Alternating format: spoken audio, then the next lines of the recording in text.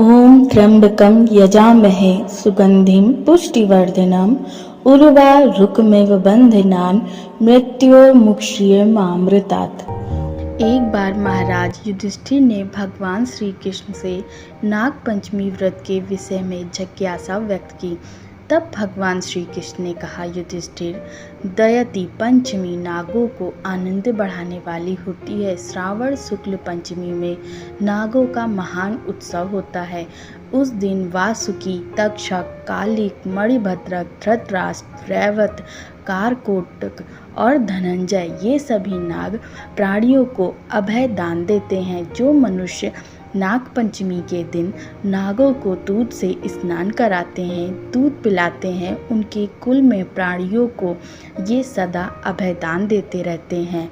जब नाग माता कद्रू ने नागों को शाप दे दिया था, तब वे रात दिन संतप्त हो रहे थे। तब उन्हें गाय के दूध से तृप्त किया गया। तब से वे प्रसन्न होकर प्रिय हो गए। युधिष्ठिर ने पूछा, भगवान श्री कृष्ण, माता कद्रू ने नागों को क्यों श्राप दिया? उस श्राप का निवारण कैसे हुआ? भगवान श्री कृष्ण ने कहा, अश्वों का राजा उच्चैश्रवा समुद्र मंथन से उत्पन्न हुआ था।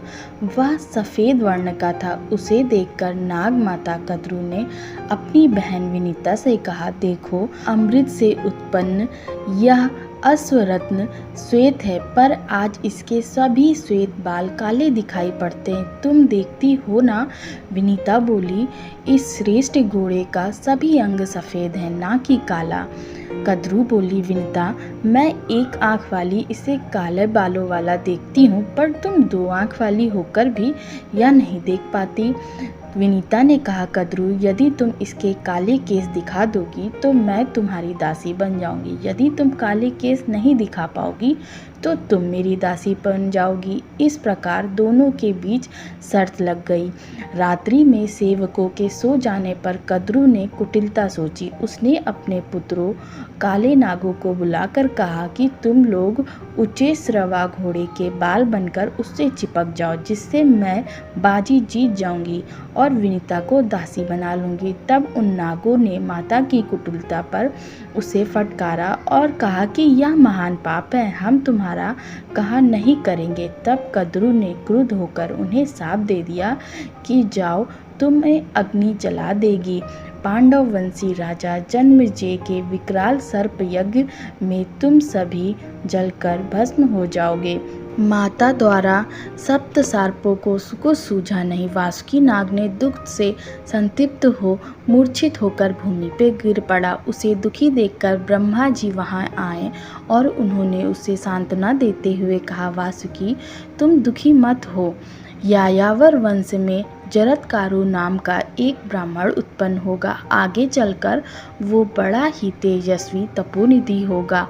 तुम उससे अपनी बहन का विवाह करा देना। उससे आस्तिक नाम का विख्यात पुत्र होगा। वह जन्मेजय के उस विनाशकारी विकराल नाग यज्ञ को समझा बुझाकर रोक देगा। ब्रह्मा जी की बात सुनकर वासुकी जी प्रसन्न हो गए।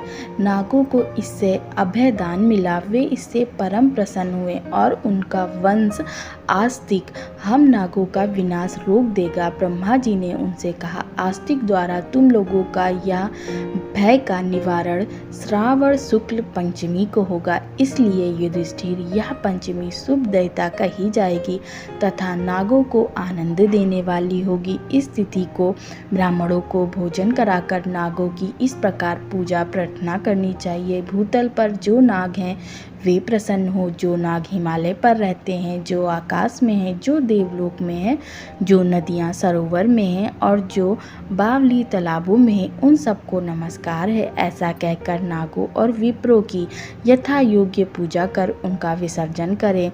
उसके पश्चात पहले मीठा पदार्थ खाएं, फिर उसके बाद अन्य भोज्य पदार्थ ग्रहण करें। इस प्रकार व्रत नियम करने वाला मरने के बाद नागलोक को जाता है। वहाँ अप्सराएं माताएं उनकी पूजा करती हैं और वह श्रेष्ठ विमान पर आरूढ़ हो अभिष्ट काल तक विहार करता है। वहां से पुनः इस भूतल पर जन्म लेने पर वह राजा के समान पदवी पर प्राप्त होता है। उसके पश्चात वह 5 जन्मों तक राजा होता है। उस अवधि में उसे न आदि व्याधि रहती है। पत्नी पुत्र उसके सहायक और अनुकूल होते हैं। इसलिए नागों को घी दूध आदि से सदा पूजा करनी चाहिए। युधिष्ठिर ने पुनः भगवान श्री कृष्ण से पूछा, क्रुद्ध नाग जिस व्यक्ति को डस लेते हैं उससे क्या होता है? भगवान श्री कृष्ण बोले, राजन, नाग के डसने से मृत्यु को प्राप्त व्यक्ति अधोलोक में गिरता है। वहाँ वह विषहीन सर्प होता है। युधिष्ठिर ने पूछा, सांप के काटने से जिसके माता पिता भाई मित्र पुत्र बहन कन्या या स्त्री कोई भी संबंधी जन मर जाते हैं, उनके उद्धार के लिए उसे क्या दान व्रत उपवास करने चाहिए जिससे वे स्वर्गलोक को प्राप्त हो? भगवान श्री कृष्ण ने कहा, राजन, उन्हें नागों को प्रसन्न करने वाली पंचमी का व्रत 1 वर्ष तक करना चाहिए।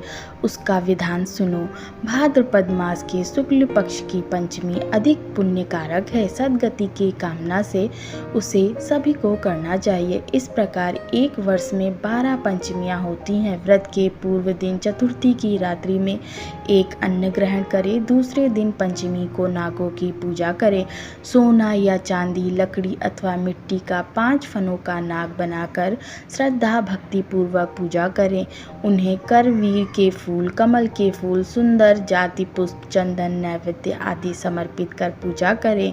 उसके पश्चात ब्राह्मणों को भोजन कराएं। ब्राह्मण को भोजन में घी खीर मोदक की प्रधानता होनी चाहिए। सर्प के काटने से मरे हुए प्राणी के लिए नारायण बलि करे। दान और पिंड दान में ब्राह्मणों को तृप्त करना चाहिए। 1 वर्ष पूर्ण होने पर वार्षिक उत्सव करना चाहिए। वर्ष स्नान कर जल दान करें। यहाँ श्री कृष्ण प्रसन्न हो यह प्रार्थना करें। प्रत्येक मास में अनंत वासुकी शेष पद्म कंबल अश्वतर धृतराष्ट्र शंखपाल कालीय तक्षक तथा पिंगल नामक महानागों का नामोच्चारण करना चाहिए।